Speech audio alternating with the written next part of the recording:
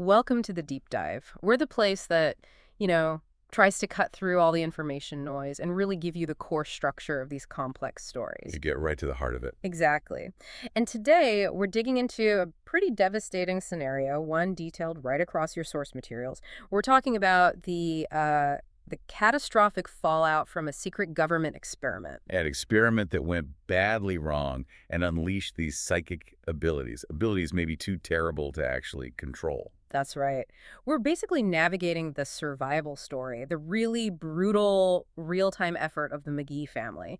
You've got Andy, the father, Vicky, the mother, and their young daughter, Charlie. And they're up against this clandestine, frankly terrifying organization known only as the Shop, although its official name we learned is the Department of Scientific Intelligence, or DSI. So if you're looking for that shortcut, that way to understand the psychological nightmare, the physical cost of having these extraordinary powers. And just as importantly, the sheer ruthlessness of the institution that's determined to weaponize them. Then this is the deep dive for you. We're not just going to list events. We're really unpacking the extreme costs paid by the people they labeled, the X, Y, and Z factors. Okay, so let's start right at the beginning. And it's surprisingly mundane, isn't it? The whole crisis kicks off because two college students just needed some quick cash. It really is. The setting described isn't some shadowy bunker. It's Harrison University's Psychology and Sociology building, Room 70 specifically. Just a normal college building. Exactly, the banality of it all. So Andy McGee and Vicky Tomlinson, they get recruited along with, several others. It's pitched as a psych experiment. And the lure, $200? Which was pretty decent money for students back then. But the stuff they were injected with, this substance called Lot 6, well, it was basically a biochemical weapon dressed up as research. Yeah, this wasn't just taking an aspirin. What was Lot 6 actually designed to do? What was the official goal? Well, the sources are quite clear on this. Lot 6 was a synthetic copy engineered from a specific pituitary extract, the aim to induce psionic abilities, psychic powers. And the guy in charge, Dr. Relentless, he was pretty secretive about the details. Oh, completely. But his goal wasn't subtle. He wanted to shortcut evolution, basically.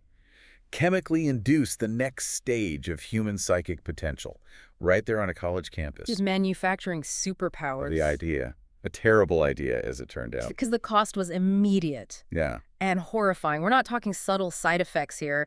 The sources describe absolute catastrophe unfolding while they were still high. It's this chilling mix of clinical detachment in the reporting and just raw, visceral horror. Yeah. Andy, while he's under the influence of the drug, he actually witnesses this physical breakdown firsthand. What did he see? One test subject, just completely overloaded neurologically, starts clawing at his own face, specifically his eyes. The description is, well, it's chilling. Deflated, poached eggs. Oh, God. That's And it wasn't a hallucination. This was a real physical self-destructive panic attack triggered by the drug. And it didn't stop there, right? The physical costs went from panic to actual fatalities almost instantly. Yeah. Another volunteer went into this severe muscular seizure, really violent. And that quickly led to cardiac arrest. Right there on the table. Right there. The sources even mentioned the attempts to use a defibrillator. The high whine of the machine, the black suction cups. But it failed. The subject died.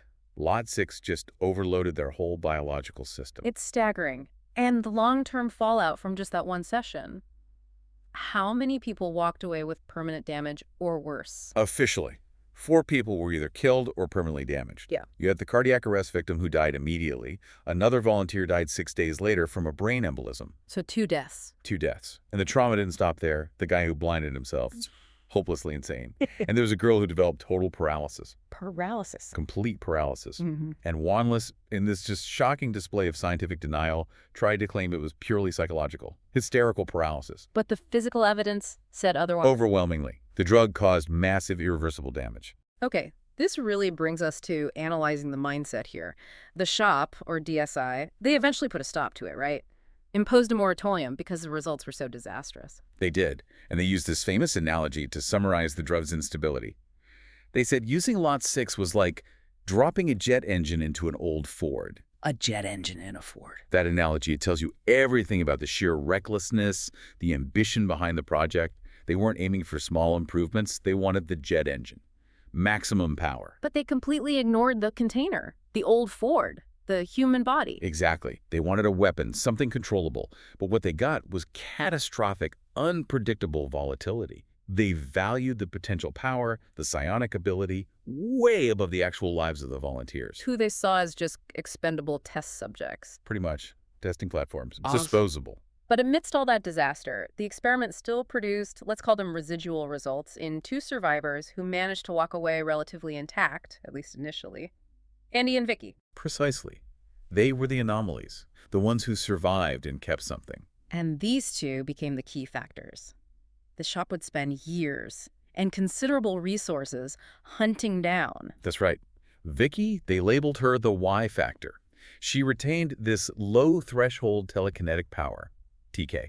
But minor, you said. Generally minor, yeah. Things like closing a refrigerator door from across the room, turning off a TV. Sometimes she wasn't even aware she was doing it. It just sort of happened.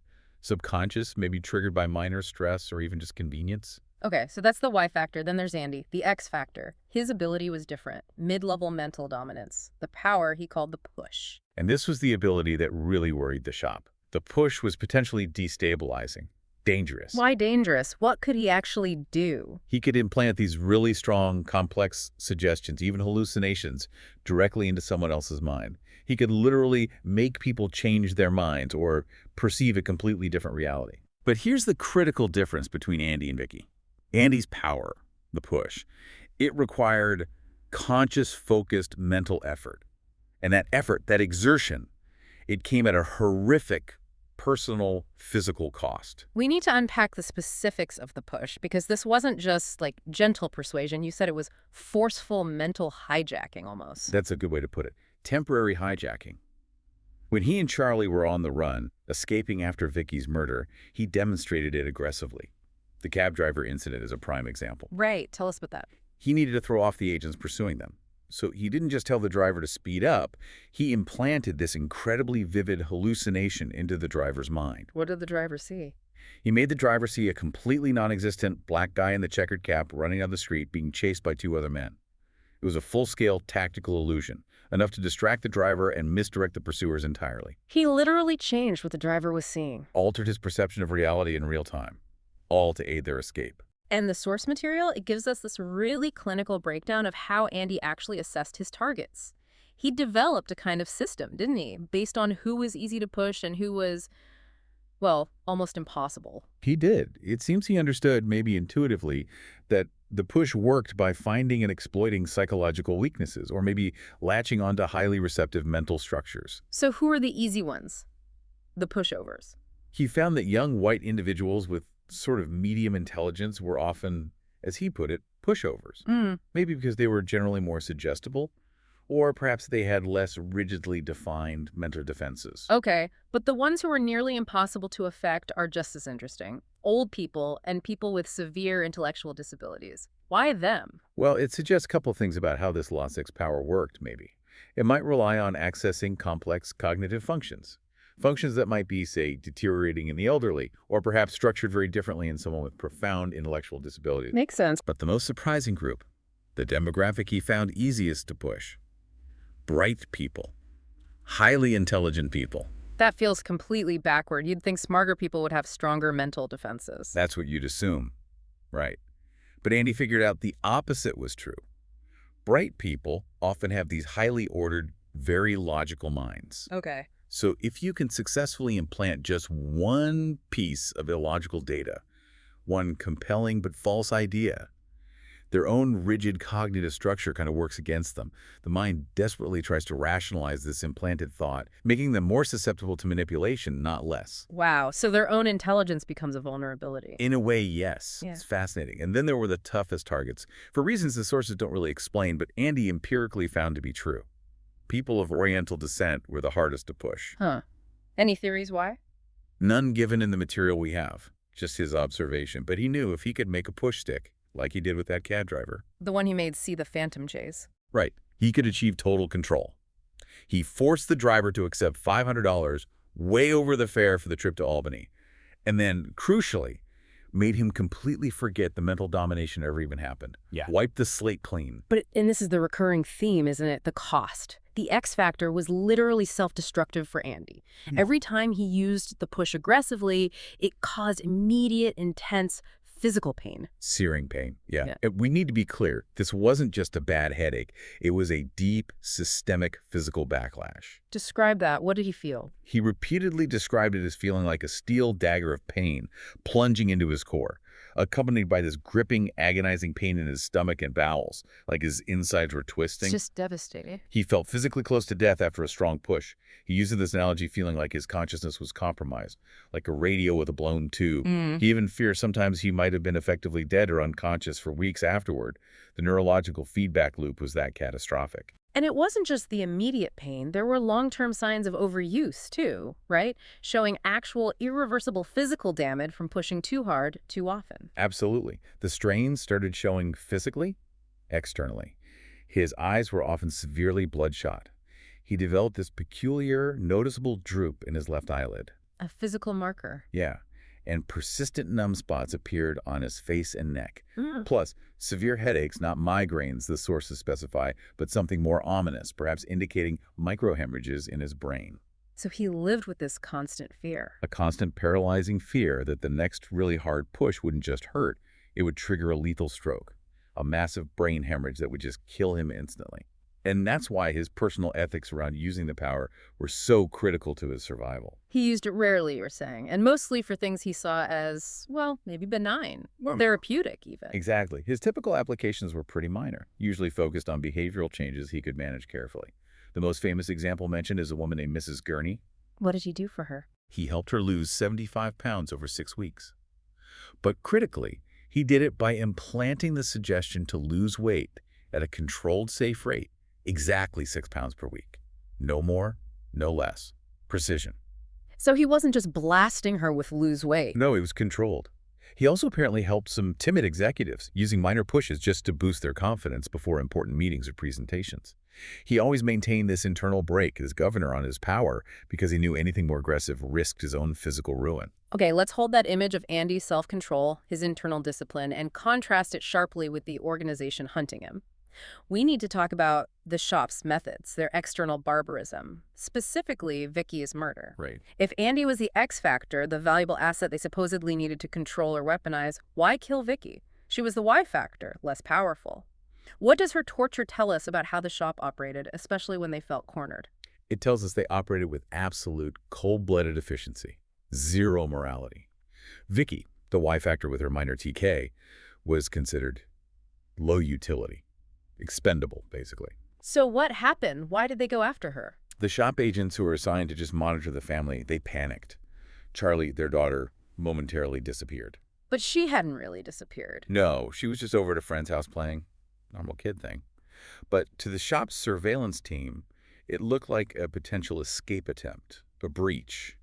And Vicky became collateral damage in their panic. And the method they used to find out where Charlie was. It's a defining moment, isn't it? It shows their true nature. It absolutely is. The sources are explicit. The agents tortured Vicky. They pulled out her fingernails one by one until she broke and told them where Charlie was. Just brutal. It confirms the shop had shifted gears. They went from passive surveillance and maybe some light psychological pressure to outright violent, barbaric information extraction. They didn't see the McGees as people, not even as test subjects anymore. They were resources. And Vicky was just a resource to be mined for information. Exactly. A failed resource, useful only for what she knew, regardless of the brutality needed to get it. And this act, this horrific violence, it defined the existential threat facing Andy, and especially facing Charlie. Which leads us directly to Charlie, the Z factor. The reason the shop was willing to commit murder, deploy significant resources. Her ability. Pyrokinesis. It was totally different from her parents, wasn't it? That's the crucial thing. Andy had the mind control, the X factor. Vicky had the minor telekinesis, the Y factor. Charlie, the Z factor, her power was volatile, exponentially more destructive, and directly tied to her emotions. So she could start fires with her mind. Yes, but she also seemed to have some telekinetic ability, like her mother's, maybe amplified. We see later she can move things, like draining coins from payphones. But the defining, terrifying power was pyrokinesis, making things burn. This was raw, elemental power, largely uncontrolled, especially early on, and utterly terrifying, both to others and, importantly, to herself. And because it was so tied to her emotions, anger, fear, stress, Andy and Vicky knew they had to do something drastic to prevent, well, catastrophic accidents, they developed this thing called fire training. Yeah, this was less training and more like deep psychological conditioning. They had to build this defense mechanism inside her head, a complex, a deep-seated revulsion against ever using her power on living things or even on large objects or structures. How did they do that? Dr. Weinless, the original Lot 6 doctor who later analyzed the case, he actually likened it to severe toilet training. A necessary maybe, but fundamentally brutal psychological imposition designed purely for control. And they had to start really early, didn't they? Because her first remembered incident with the power happened when she was just a baby? Unbelievably early. At 15 months old, Charlie accidentally lit her own hair on fire. Wow. It just confirms how inherently unstable, how tied to infant emotions this power was from the start.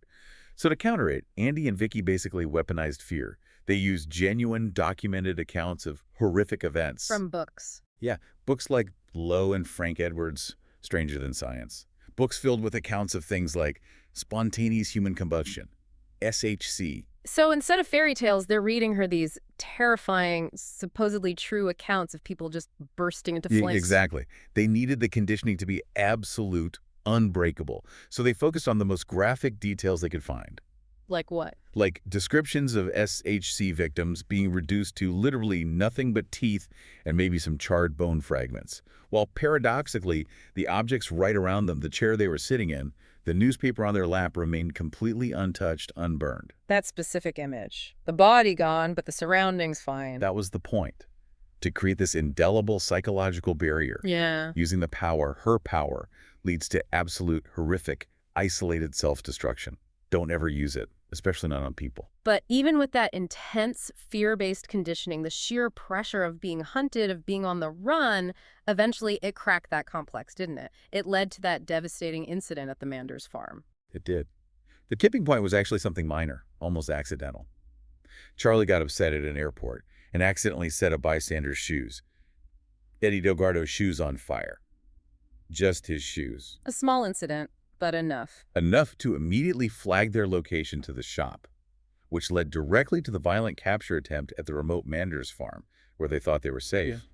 Yeah. And when the shop agents moved in, guns ready, the Z factor erupted, defensively. And the scale of destruction at the farm. This is crucial for understanding just how powerful the Z factor was, right? This wasn't just setting shoes on fire anymore. No, this was thermal chaos. Yeah. Absolute pandemonium. Agents' hair reportedly just caught fire while they were running. Cars parked nearby exploded violently, described like an ear-shattering string of firecrackers. Even animals. Yeah, the sources mentioned chickens in the farmyard suddenly exploding into fireballs. It was indiscriminate, uncontrolled power unleashed by terror. And the shop's reaction, they must have been stunned. Completely. The sources note the initial confidence one agent had apparently boasted, "We'll have them by dark." That evaporated instantly. Agents were seen fleeing helter-skelter into the woods, totally routed. They went from hunters to hunted in a matter of seconds. But the real impact, the lasting consequence, wasn't the physical damage they caused the shop. It was the psychological wound it inflicted on Charlie herself. Absolutely. The sheer scale of the power, the destruction she'd unleashed, the fact that she had hurt people, it caused her to just collapse immediately afterward. She was overwhelmed by guilt, by self-loathing, crying out, "I deserve to for setting that man on fire." So the conditioning worked in a twisted way. It did. That experience solidified her internal vow. Never again. Never use the power intentionally. It locked the Z factor away even tighter, behind that wall of guilt and intense fear she now associated with it. For the Vashop, ironically, the incident was a technical success. It confirmed her power was immense, but it was a tactical disaster.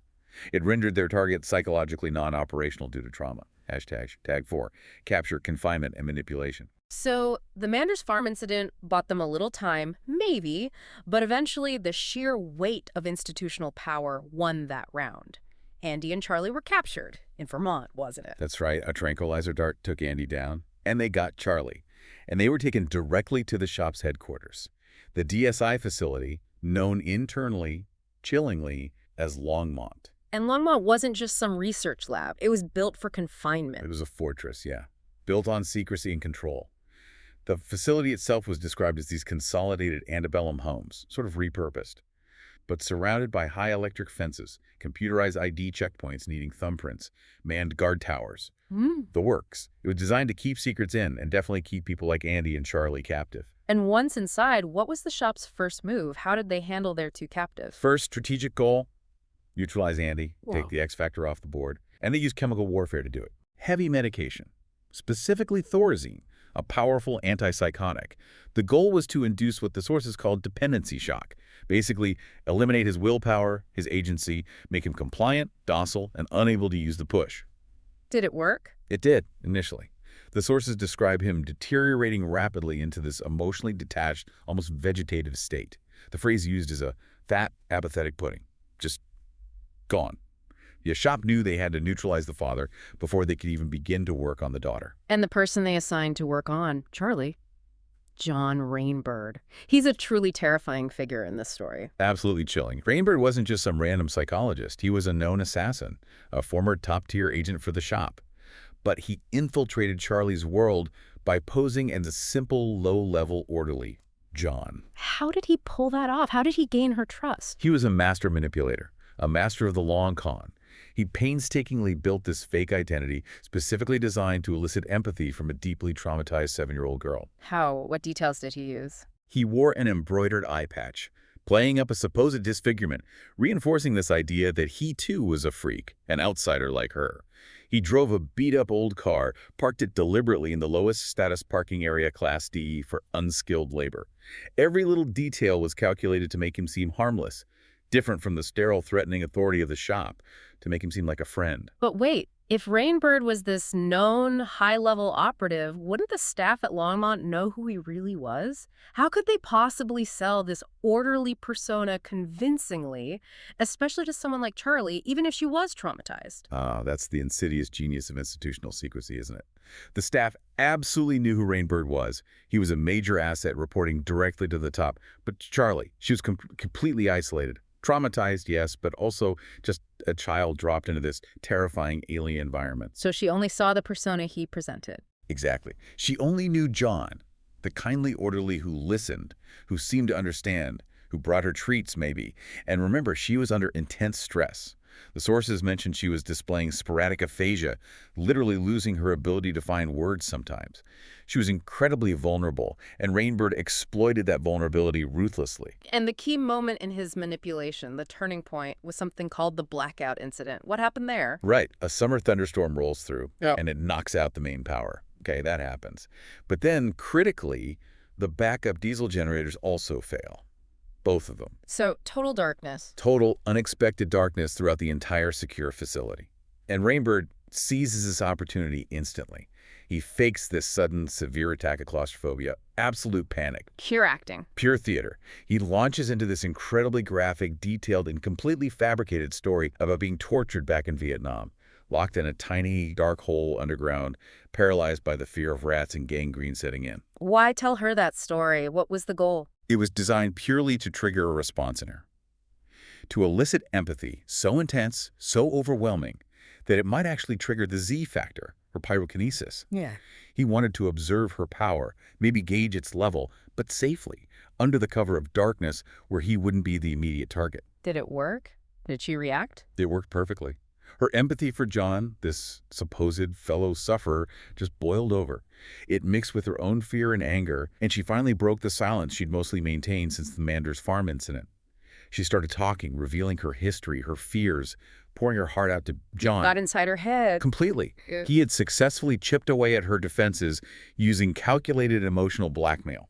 But while all this manipulation was happening with Charlie, Andy, the father, the supposedly neutralized X Factor, he wasn't entirely out of the picture, was he? No. And this is a remarkable part of the story, a testament to the resilience of his will, maybe even the power itself. Confined, heavily drugged, seemingly broken, Andy started fighting back. Silently. Yeah. He began using a form of self-auto-hypnosis. While appearing asleep or sedated, he was mentally working to detoxify his system, to purge the Thorazine, slowly, painstakingly, agonizingly. The push started to return, faintly at first, but was coming back, giving him a potential window. A window for what? Escape? Retaliation? Both, maybe. His return to action was subtle at first, but it had immediate fatal consequences for one of the shop's key personnel. Who did he target? He had to choose carefully. Someone whose removal would cause maximum disruption with minimum traceable effort back to him. He chose his own psychiatrist at the facility, a Dr. Pinchot. Why him? Pinchot was described as highly intelligent IQ 155, and he administered a very powerful, very targeted push. He didn't make him violent. He implanted the insidious suggestion that Pinchot felt very pretty, and more importantly, that he deserved and had received an immediate transfer to some fictional, idyllic shop compound in Hawaii. Very pretty. Yeah. The sheer cognitive dissonance, this brilliant logical mind, suddenly flooded with the irrational belief that he was pretty, and going to Hawaii apparently shattered Pinchot's sanity, caused a complete mental break, leading directly to his suicide. Pinchot's suicide created chaos. Exactly. It's institutional chaos, confusion, investigations. It created the diversion Andy needed.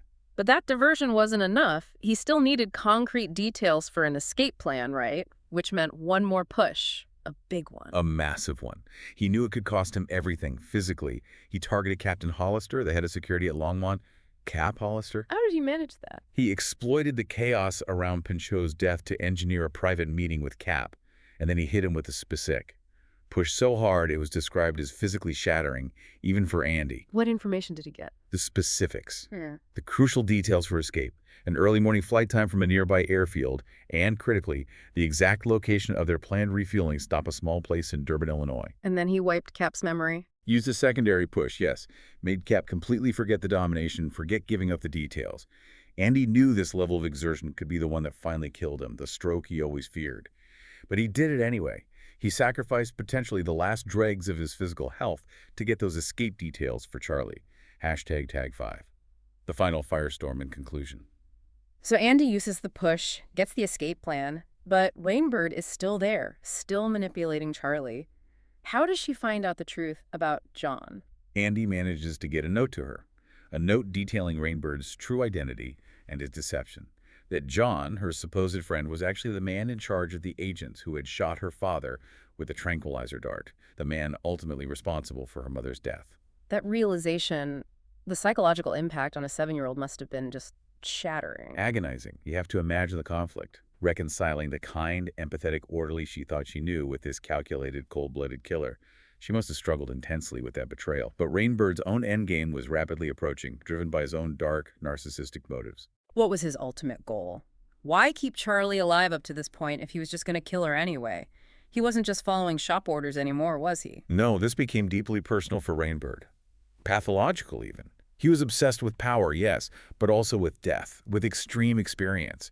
He didn't just want to eliminate the Z factor. He wanted to observe it, experience her power and her death intimately, as the source material puts it. Intimately? That's disturbing. Deeply. He seemed to believe that witnessing this final, ultimate release of her power, combined with the act of killing her himself, would be his own moment of profound, almost transcendent experience, a connection to the Z factor at its peak. And he had a specific plan for how he was going to kill her. Chillingly specific. His plan was apparently to wait for the right moment, then strike her across the bridge of the nose, breaking it explosively and driving bone fragments into her brain. God, instant death. Instant, yes, but only after provoking her, after witnessing her power one last time. He wanted the display first, then the kill. Okay, so the final confrontation. It happens in the stable at the Longmont facility, right? Yes. Andy, using the last of his strength and the information he pushed from Cap, manages to get there, intending to rescue Charlie. But he arrives to find her already confronted by Rainbird. And Rainbird reacts instantly. Immediately. He shoots Andy, not a kill shot initially, but devastating, in the back of the head near the neck. And Andy feels it, knows what's happened. Instantly. The sources describe his internal thought. Blowout. He knew it was catastrophic. The left side of his body was instantly paralyzed. The cumulative damage from the pushes, the drugs, and now the gunshot. The X factor is effectively extinguished in that moment. His last conscious thoughts, his last efforts, were purely about saving his daughter. And seeing her father shot, paralyzed right in front of her, that single act, finally broke through all the conditioning, didn't it? The fire training, the guilt. It shattered the psychological wall completely. All the fear, the grief, the rage over Rainbird's betrayal, her father's sacrifice. It all coalesced. The Z factor didn't just erupt, it exploded. An unimaginable release of power. Totally out of control, Pure, raw pyrokinesis fueled by absolute emotional devastation. She turned that force directly on Rainbird. In Rainbird. Terrifyingly, according to the account, he was immolated, consumed by the fire, while still smiling and looking right into her eyes. He got that twisted, intimate experience of her power that he craved right at the moment of his own annihilation. The sources also describe the chaos spreading, including the really bizarre death of Captain Hollister, the security chief Andy had pushed earlier. How did he die in all this? Cap Hollister's death was like a psychic ricochet, a delayed consequence. It seemed to have been a combination of factors. Andy's earlier, incredibly powerful push had already destabilized his mind, leaving him vulnerable. And then Charlie's power erupts. Exactly. Cap was nearby when the psychic firestorm peaked. His already fragile mental state chalk collapsed under the pressure. He started hallucinating, vividly saw a coiled plastic hose on the stable floor and perceived it as a deadly snake, something apparently from a deep childhood fear. So he reacted to the hallucination. Reacted violently, rushed forward with a rake to attack the snake. And the combination, the residual effect of the push, the intense psychic overload from Charlie, the sudden terror of the hallucination, it triggered a massive stroke or brain hemorrhage. Killed him instantly. So the shop was literally being destroyed by the consequences of its own actions against Andy and Charlie. Poetic justice, in a horrifying way. The victims were striking back, directly and indirectly. And the sheer physical scale of Charlie's power in that moment. You said it was beyond normal fire. Oh, way beyond. This was annihilation. The stable itself, nearby parked cars, even parts of the adjacent residential building used by the shop, they were reportedly vaporized. Sensors that survived later measured spot temperatures, briefly peaking over 7,000 degrees Fahrenheit. 7,000 degrees. Unimaginable heat. And the sources mentioned seeing cinder blocks, concrete blocks, burning as briskly as newspapers in a fireplace. Things that simply should not burn were consumed. And amidst this inferno, the line of shop agents attempting to intervene just dissolved. Panic, disarray, 20 lives lost in moments. And Charlie escapes amidst this chaos. She does. Crawls under the now likely deactivated electrified fence, leaving behind this scene described as looking like an abandoned battleground. Utter devastation. But she's not entirely helpless even after that cataclysm. She still has some power left. Residual abilities, yes.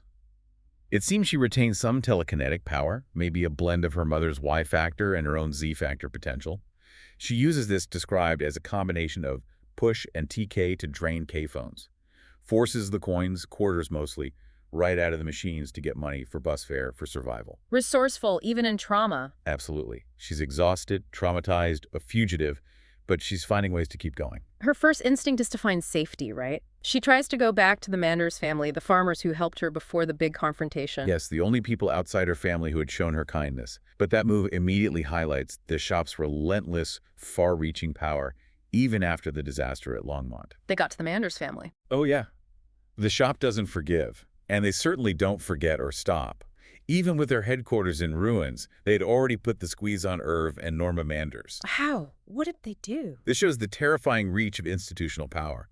They didn't send agents with guns this time. They used information as a weapon. They threatened to leak old, damaging intelligence files they had on the Manders. What kind of files? Specific, deeply personal things calculated to cause maximum fear and social damage. Details about Irv Manders' Jewish ancestry, something potentially problematic in their community or past. And information about Norma Manders' brother having been involved with the SDS, the radical student group, back in the 60s, political dynamite. So they weaponized their pasts against them. Precisely. The shop didn't need physical force anymore. They used fear, reputation, the threat of exposure to ensure compliance, even from afar. Keep quiet, or we ruin you. And Charlie realizes she can't stay there, can't put them at further risk, so she makes her final, crucial decision. She stops running. Yes. This is the pivotal moment. She realizes hiding won't work. She has to confront them, but differently. She heads to New York City. To a specific destination. A very specific address. The main offices of the New York Times newspaper. She walks right in, stands under their famous motto, all the news that fits. This is it, the turning point. She's shifting from being the hunted Z factor to becoming the hunter. But her weapon isn't fire anymore.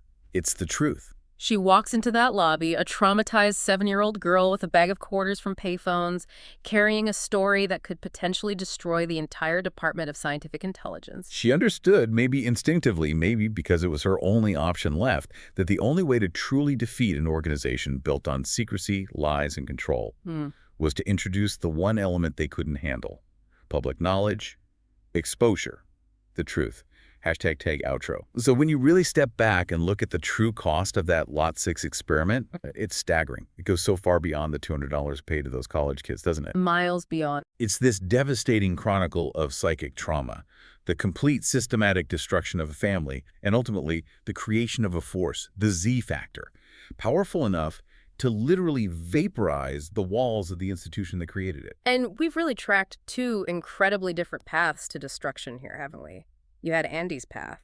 The slow burn, painful, gradual burnout from the internal overuse of his power. The X factor, basically corroding his own brain from the inside out. A death by 1,000 cuts, really, all endured just trying to survive and protect his daughter. Compared to Charlie's path. Which was the opposite, a massive, instantaneous release of power. Not from overuse, but triggered by the ultimate external pressure, overwhelming grief, betrayal, the need to defend. Andy died trying to set her free. Charlie unleashed the Z factor to avenge him, yes, but also, crucially, to clear the path for revealing the truth. And that choice, that final act of walking into the newspaper office, it really defines her future, doesn't it? She's not just a subject anymore, not just the Z factor or a fugitive running scared. Not at all. She has chosen to stand her ground, to fight the organization that labeled her, that hunted her. And by going to arguably the most influential journalistic institution in the country, she's escalated this entire conflict.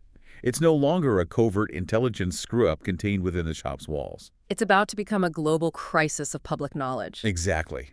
The shop was built on secrecy, on manipulation, on controlling information.